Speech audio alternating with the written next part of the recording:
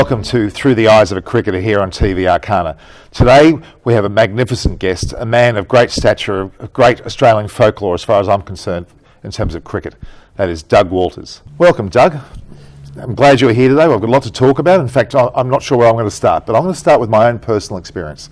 When I was an 8-year-old kid, I went to the Village Green there at University of New South Wales, and you were my hero at the time, and I saw you sitting there with a cigarette in your hand and some cards in front of you, and you bent over and talked to me and said, "Hey son, would you like to put the number 8 on the scoreboard?" That's a memory that I'm going to take away for the rest of my life. In fact, we've talked about that already.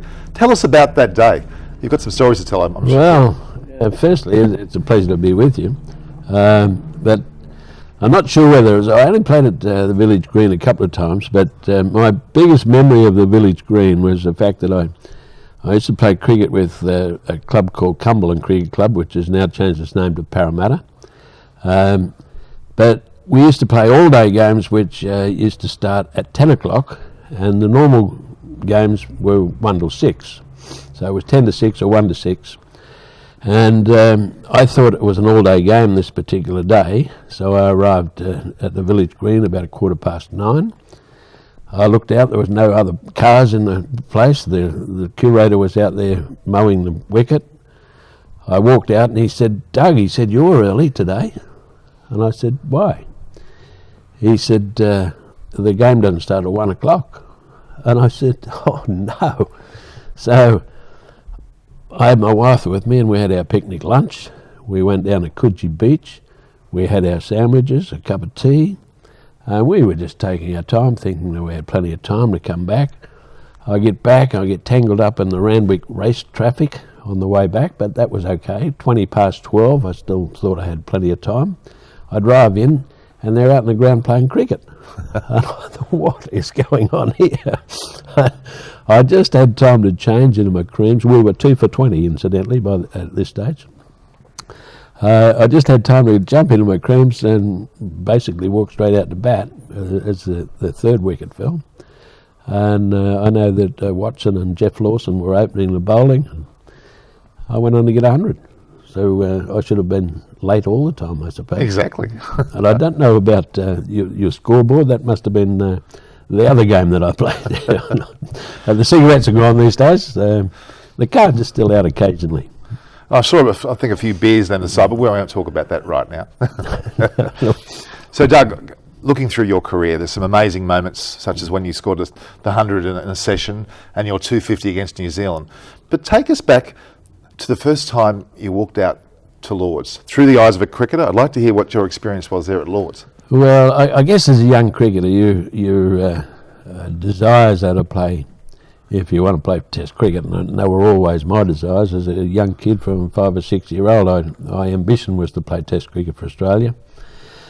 And it was to play a Test at the Sydney Cricket Ground and to play at Lord's. I guess they're the two major things that a cricketer in Australia admire to, and perhaps at the MCG these days as well. But my first appearance at Lord's, we played against the MCC.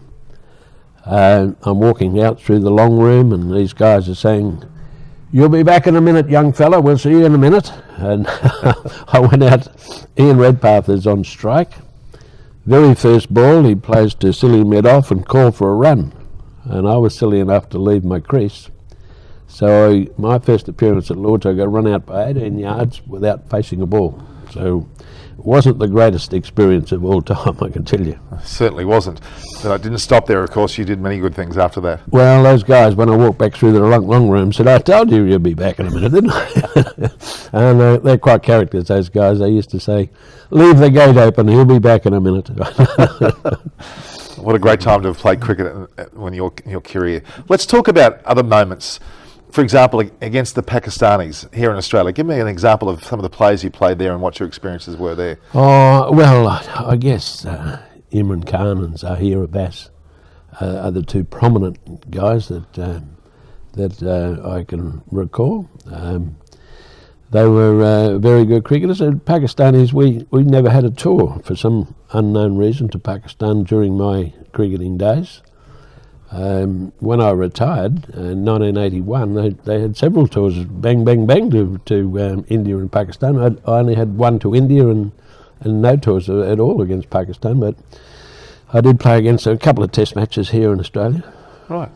When I think of Zahir Abbas, who you mentioned, he was predominantly a back foot player. One of the questions I often get asked is about batsmen in general. Were they the true greats of the time? Were they true back foot players in your mind? I think the better players are back foot players, yeah. But it's quite strange when you talk about back foot players. Everyone has a little fidget with their feet before the fast bowler lets the ball go, right? Some people go back and across, some go forward and across. But the back foot players, or the good players, their first step is forward, but they're back foot players. It's only a little step of an inch or two, but that's always forward and then back and across. But okay. yeah, well, so it's quite interesting. But most of the guys these days, you'll find, will go. Their first instinct will be back, right, not forward. Okay. You yourself, you were a back foot player, weren't you? Predominantly. Predominantly, yes, yeah. Okay. It's interesting because, again, the modern day is all about the hitting power of the batsman. The feet don't really move too much. But in your day, more so, feet was a very important part of your play. Certainly, wasn't it? Oh, yeah, certainly. I'd still think the guys do use their feet quite well, but they use it in a different fashion to what we did. For instance, you see someone come down to drive a spinner, and they will put one foot behind the other, not the old cross step as it used to be. Oh. And we used to use the cross step. We'd get down the wicket another 3 or 4 feet further than the guys do today. But it's something that I've noticed it is different. The guys don't get down. They don't go down the wicket to those if they can't reach it. Okay. Now they come back and play some other shot off the back foot. But just those little things of front foot, back foot are quite interesting. Now I want to go back to the time and the several great moments. The time that you were apparently trained by the likes of Kerry Packer. Share us that moment. Ross Edwards and myself, we were having problems with a short pitch ball, and the first year of World Series cricket, we were up against the best all the time. I mean, there wasn't any respite. There was no going back to play club cricket or charity matches or state matches or anything in those days. So we just had to go and try and find form batting against the best guys every day of the week. And then when you're out of form batting against those sort of guys, it's pretty hard to score runs. And even though batting is all confidence, you've still got to score runs to get your confidence back. And so we were having problems with the short pitch ball. And Kerry Packer suggested that we should go into Barry Knight's Cricket Centre in Kent Street in Sydney and sort out this problem we had with the short pitch ball. So he said, I want you in there at 5 o'clock next Friday. Well, we were there at 5 o'clock on the Friday. 5:05, Kerry walked in his suit coat. We were standing in the nets, and Kerry picked up a ball and he said, Barry, this is their problem. he from 3/4 of the way down the wicket, he started throwing these cricket balls, and Kerry had a pretty good arm in those days, the younger days, and he started bouncing the ball at our heads. And Barry said, hey, Kerry, you can't do that. He said, you're going to kill one of these guys. I mean, we didn't have helmets or anything in those days, so he said, you're going to kill. He said, you can't throw cricket balls at them. Maybe if we get tennis balls and get them to do that with the tennis balls, that might help them out. He said, good idea. He said, what I want you guys to do, this is Kerry, he said, I want you to book a squash court. Ross Edwards was living in Sydney here at that time. Somewhere between where you two live, book a squash court, and for an hour every Tuesday and Thursday, I want you to throw tennis balls on that squash court at one another. You know, there wasn't one Tuesday or Thursday for 4 or 5 months we were there that Kerry never rung the squash court to find out whether we were there or not. Amazing. And I'm sure he wasn't concerned about the $2 a week he was paying for the hire of the squash court. But he had a genuine interest in the guys, which was great. Certainly was. I interviewed Barry Knight recently, and he talked about you and the likes of Border and the time that he spent with you. Tell me more about coaching in general at the time, because obviously when you first started, you didn't have a true coach, did you? No, we don't, never.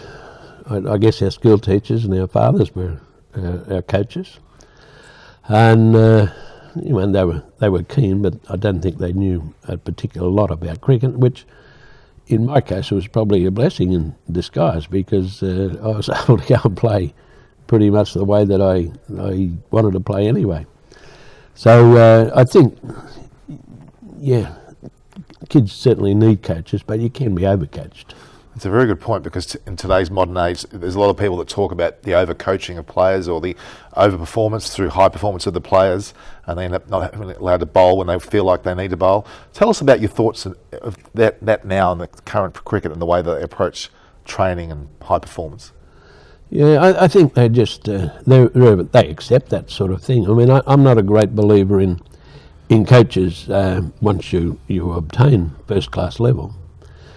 I don't think there's much a coach can do as far as try and change your technique. Surely they wouldn't be changing your technique once you start playing for New South Wales or Australia, or any other country for that matter. But I think it's more of a guidance. But these guys, I guess they've been brought up with it all their way through their lives. And I mean, I never played under a coach, so I don't really know what they go through, to be quite honest. But I think they expect the coach to be saying something to them. Which is probably not the best way to be able to be a natural self. Well, no, particularly if the coach is a selector, as he has been in the past. I mean, you're not going to go up to the coach and say, hey, I've got a problem with that ball outside the off stump. I say, well, you go back and play your club cricket and sort it out there. You're not going to do that. I mean, that's why I get a little bit frightened about coaches. I can imagine. Now, there's a discussion that we've had earlier which really interested me. Tell me about when you first found out about playing for Australia. Tell us about that. Well, I actually do a lot of coaching myself, and the kids ask lots of questions, which is great. And one of the questions that really I really like, he said, Mr. Walters, he said, who presented you with your baggy green cap? And I said, I would say the postman. They said, who? I said, the postie. I said, it comes through the mail. They can't believe that we got our gear actually sent through the mail, their blazers, our caps and whatever. That seems to be a habit in your life. You get a lot of things sent in the mail that you're either not sure about, or what's a more recent example? Well, actually quite funny, because only this week, a big package, about 8 foot long and so high, was lying in the hallway of our house, and it'd been there for 4 or 5 days. And my wife only said this morning, she said, what's with that big box in the hallway? And I said, well, it's not mine. I said, I don't know what, I thought you had ordered a heater or air conditioning or a unit or something. And she said, no, it's for you. It was delivered by the courier. I didn't have to sign anything. They just said it's for you. So I opened it up, and here's a big photo, quite a large photo, a photo of myself, and up the top is a caption, is 100 Club. So those that have played 100 games for New South Wales obviously have been presented with this, but and I remember that happened a couple of years ago, that they were presented with that in a blazer, a captain's blazer, and there was a captain's blazer in there as well. So that was what the big box was all about. The postie or the courier would deliver that one as well. He might be paying more attention to the postie from now on. It's interesting. Things are right. Yes, I've got a big box to try and get rid of now. Okay. Again, some of the times that I remember watching you play cricket, and I was marvelled by your ability to score runs. Let's just take us through that time when you scored that 100 in the one session, the last session of the day. Tell us about that experience. Well, I guess you have your days where, I don't know, the ball seems a little bit bigger, or the bat's a bit wider, or something. The bowlers aim at the middle of the bat and hit it more often. I'm not sure, but you have the odd day, and not many of those days that the ball tends to hit the middle of the bat more often. But that was certainly one, and it was just an incredible situation, really, because Greg Chappell had got out just before tea, and he normally when two batsmen cross, there are not too many words spoken, just bad luck and a good luck normally. That's about it. But on this occasion, Greg Chappell said, I got out so you could get 100 in the last session. Now, I didn't even say bad luck. I just went out to bat. And at tea I was 3 not out. And I walked back into the dressing room at tea and I said, what do you mean you got out so I could get 100 in the last session? He said, well, we need quick runs. He said, you're the man. He said, we need... I said, you wouldn't have got out. And I said, you don't get out to give your mother a hit. You wouldn't get out to do that. Anyway, as it turned out, I had drinks. I think I was 68. And then I lost strike. I was batting with Ross Edwards and lost strike for 27 minutes. I didn't face a ball for 27 minutes, including drinks. And he got a single off the last ball of 3 overs in a row after drinks, 8 ball overs. So I'm on 93 come the last over of the day, and he's done the same thing. He's got a single off the previous 8th ball. So I'm down the other end. He got hit on the pads the first ball of that last over, and I said, get down the other end. And so the first ball that I faced, Willis dropped me a short pitch ball, which I went to hook, and that was one exception. It didn't get the middle of the bat. It got the top edge and went straight over Alan, not the wicketkeeper's head, bounce into the side screen for 4. Not a very convincing shot, but I still count, 97. Now, there are 6 balls to come. I know he'd been averaging at least 4 short ones and over, so I got another 2 or 3 to come. I'll just get on the back foot and wait for the next one. And he didn't give me another one until the last ball, and I knew he couldn't help himself because he had 2 blokes behind the square on the fence. And fast bowlers just, they just can't throw it up again. So the last ball was a short one, but I don't know how I got it from where I got it to down there. It would have been far easier to sneak it over the top of third man somewhere, but it was just, I guess one of those lucky days. Fantastic. And the ball just went over the line, and 93 to 97 or 101, which I was 3 not out at tea, so that made it 100, but yeah, it was my day. Fantastic. Thanks, Doug. We'll now go to a break on TV Arcana.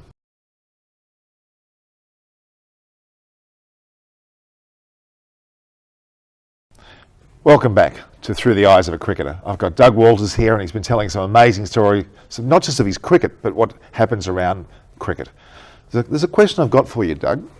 I often think in terms of a player with great talent as opposed to temperament. There are 2 qualities of a player that you see, like, for example, a Shandapal, who's probably predominantly a temperament player and his talent is not that high. In your situation, in your career, you're obviously very talented. Would you have liked to have had or thought of having more temperament than your own talent?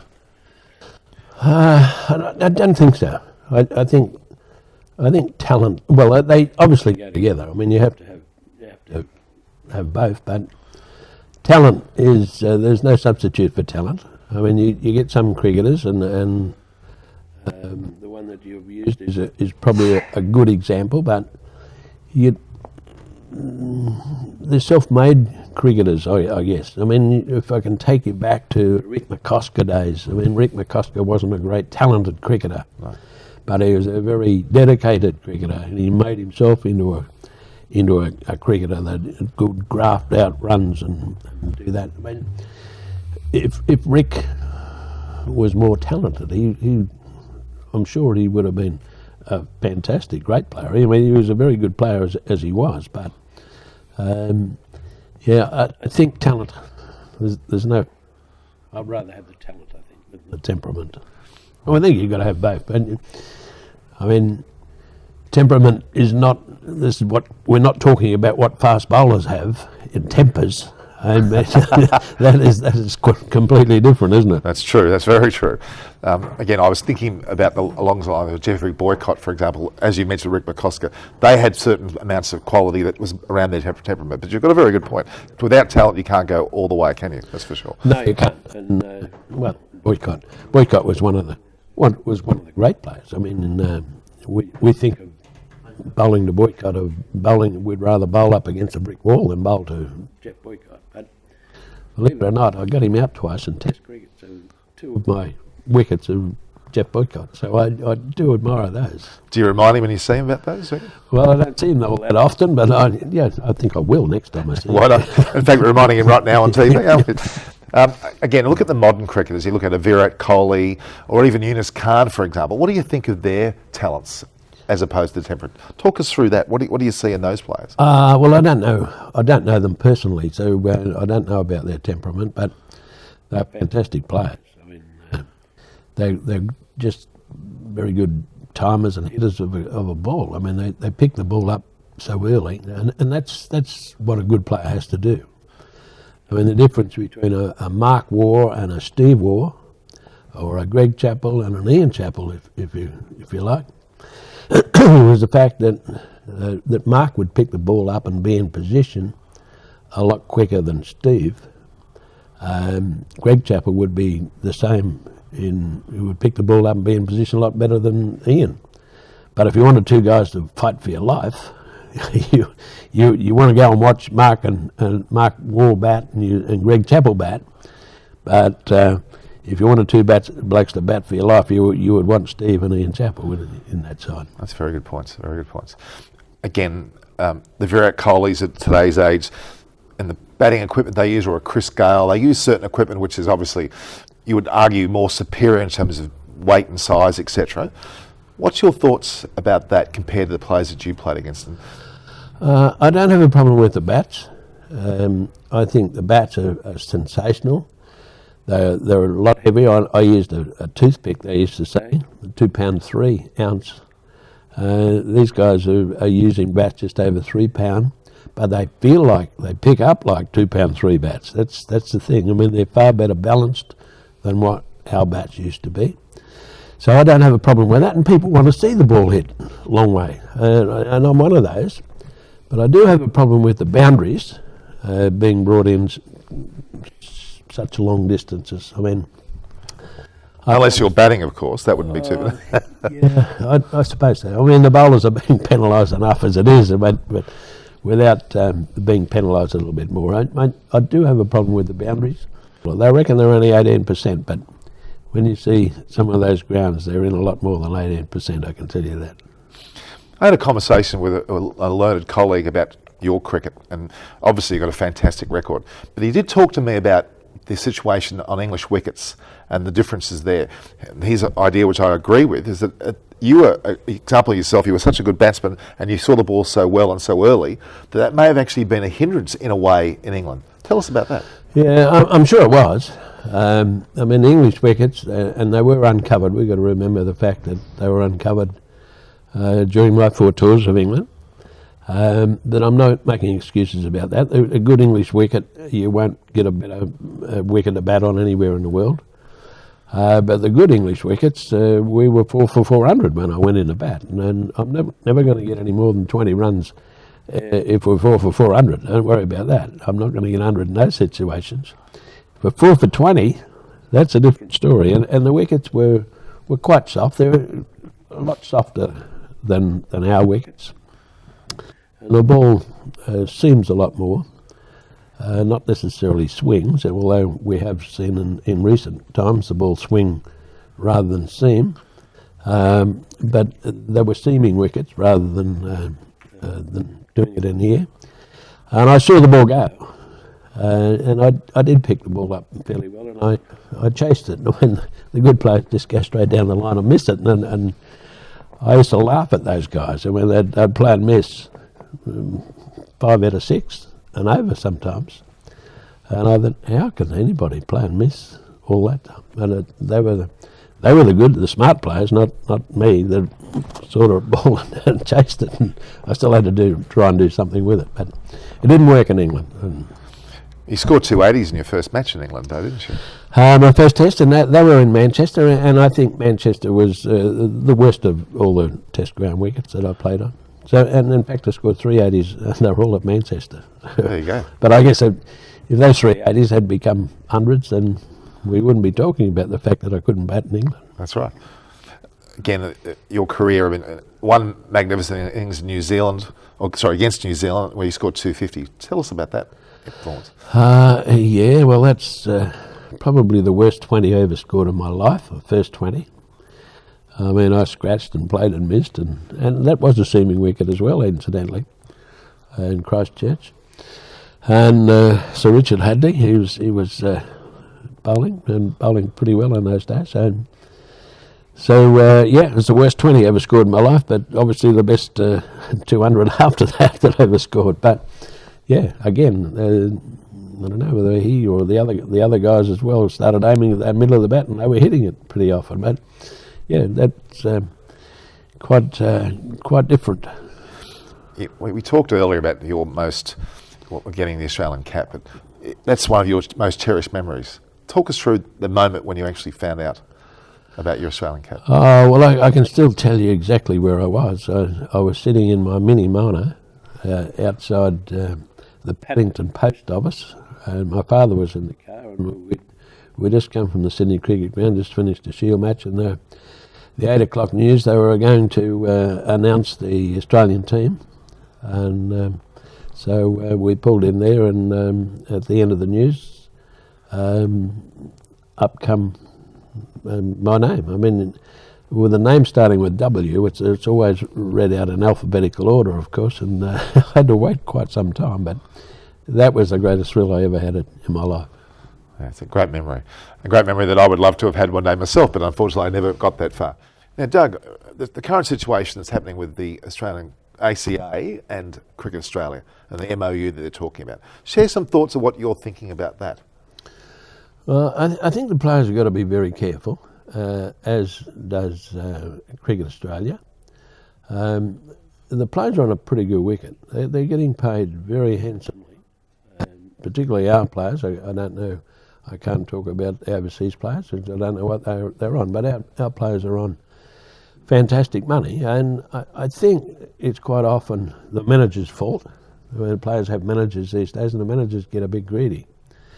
I mean, I know certain players are probably, they're only, what they're getting paid from Cricket Australia is probably only less than a quarter of their overall income. And you've got the Chris Gales of the world that can go and just play 2020 cricket around the world and earn sensational money. But overall, that's not good for Test cricket. We've got to have Test cricket. If we don't have Test cricket, 2020 is just not going to carry us around forever. I mean, you got to have some style of cricket and some aim for cricketers to go for cricketers. So they've got to be very careful in where they tread. So 30 June's the deadline that they're talking about with the contracts now. Do you see the possibility they could go down the track of having just individual agents' contracts, not a Cricket Australia contract, so they play for a part of the season and that's it, which is a very different concept, not unlike T20? Yeah, well, we don't want that to happen. I mean, and we are playing, I mean, the West Indies, we want the West Indies to be strong again.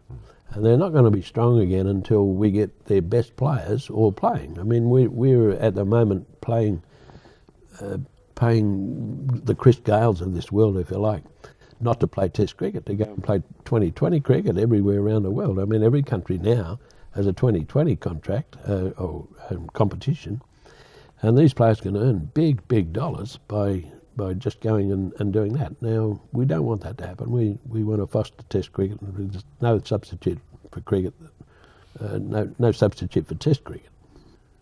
So, Doug, your experience in playing in the subcontinent, for example, in India, and I believe also Sri Lanka, tell us about those experiences. Well, my only tour was 1969. We had a triple header, really, when we toured Sri Lanka. In those days it was Ceylon, India, and then we went on to South Africa after that. But we played 2 or 3 warm-up games in Sri Lanka on the way to India, which were quite interesting. Then we were in India for 3.5 months or so. I mean, the whole tour was 2 days longer than 7 months, so the tours were a little bit longer. The boys say that they're on tour all the time these days. Well, they're not on tour for 7 months at a time like it used to be. But our 3 months or 3.5 months in India was yeah, I guess very educational from a cricketing point of view. And I mean, it certainly taught me how to play spin bowling. I mean, and I think that's a very important part of anyone's equipment. I mean, you've got to play, you've got to be able to play spin bowling pretty well. And some of the wickets were real turners, I can tell you. And we actually won the series in India in 1969, 3-1, but we could have just as easily lost the series 3-1. And Nawab Pataudi was the captain of India in those days. But they had two brilliant spinners in Bishan Bedi and Prasanna, and they had a couple of other spinners too. They Solkar and someone else. They carried four spinners, and they only had one opening bowler who would bowl probably 2 overs in a match, and that was it. So they were interesting times.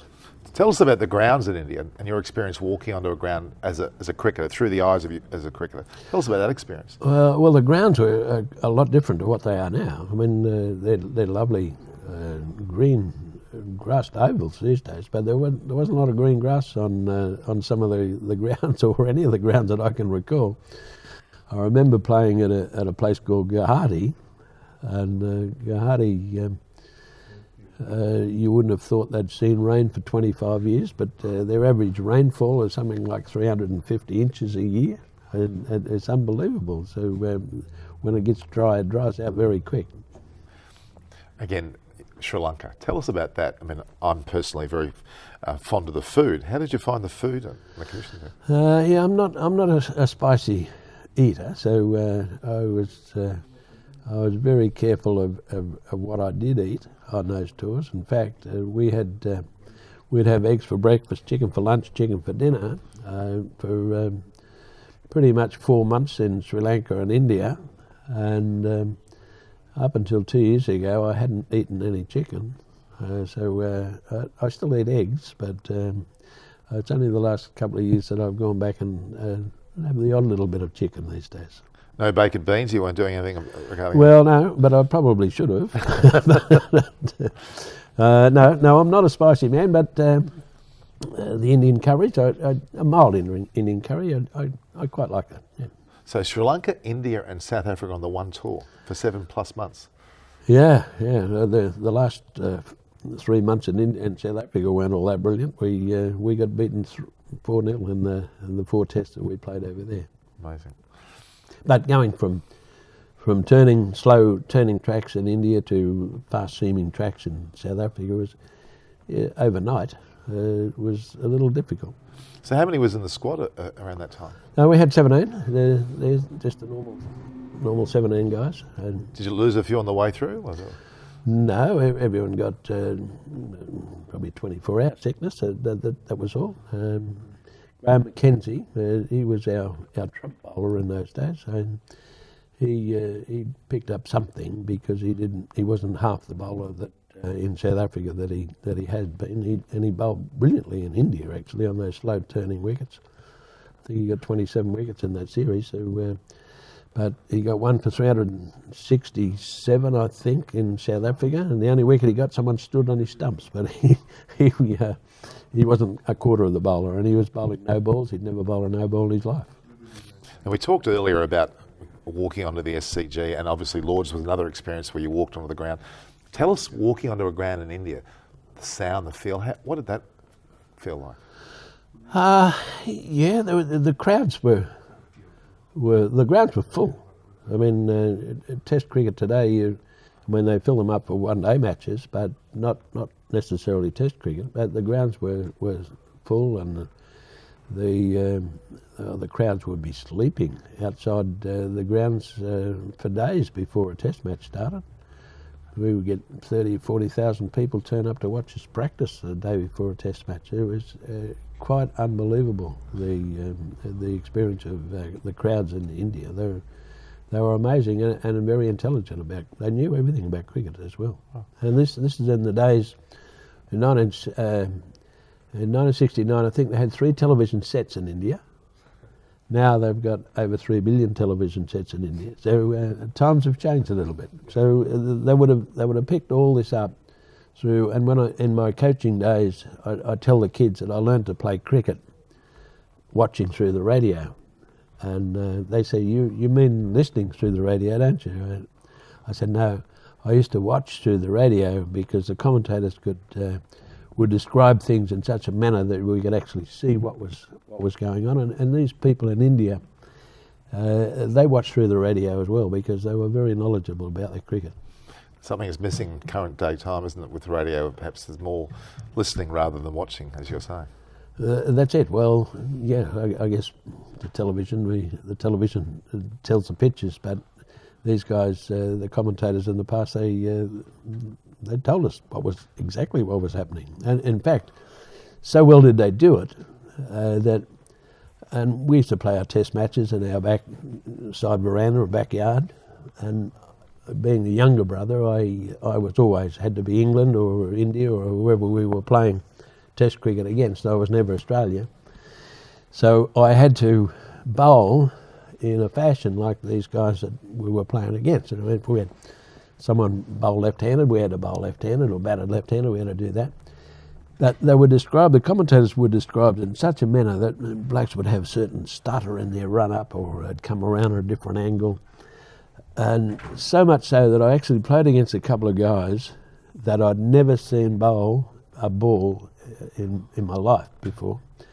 But he'd be halfway through his run-up and I would be down the other end smiling, thinking, how good did I get this guy when I was practicing in the backyard? And it made it a little bit easier for us to bat against some of those guys. It's an amazing story. That is so real. It almost wants me to turn the TV off and go back to radio full time. Well, I'm glad with the television coverage.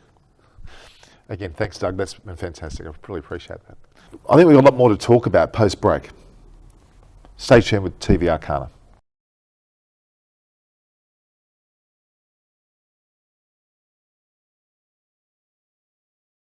Welcome back to TV Arcana on Through the Eyes of a Cricketer. Doug Walters, I'd like to ask you a few more questions about some of the most famous TV ads that you were involved with. Now, there's quite a few that I can recall that you had yourself involved with, including the World Series cricket. Tell us about those experiences and what you went through. Well, World Series cricket was a unique period in cricket history, really. I mean, I guess we can turn around and thank Kerry Packer for a lot of things, and the guys these days would probably thank Kerry Packer for their financial rewards rather than the changes that he made to cricket. And I think the fact that they started playing cricket at night with coloured balls and coloured gear, they were big changes. And the women started to get involved in cricket more so. I mean, there were a certain percentage of women that were involved in cricket before Kerry Packer came on the scene, but I think they more than tripled after World Series cricket started. Was it about your good looks at all? Was that anything to do with it? Or?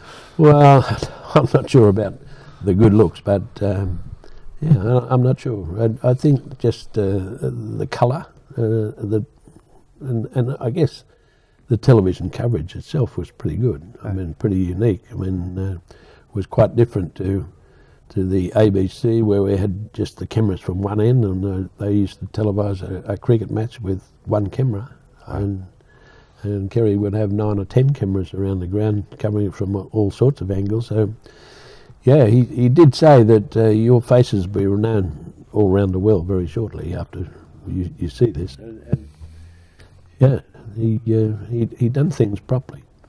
The very first game under lights. Share us that moment.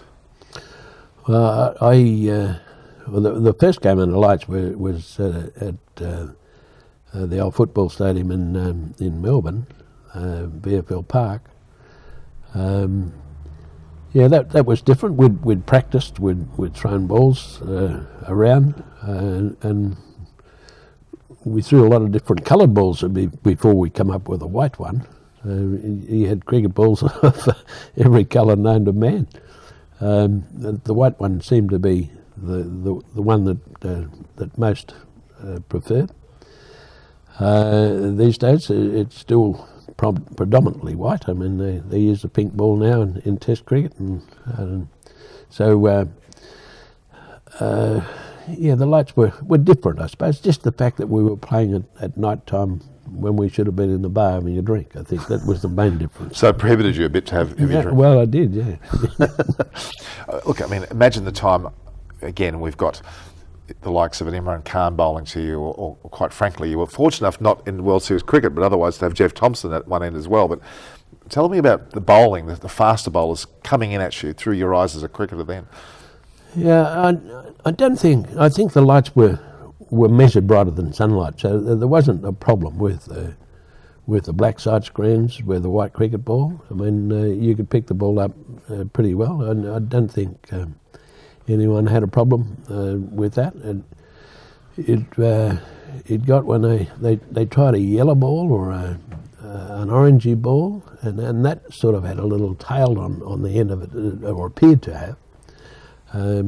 So that was a little different, but no, the lights were fine.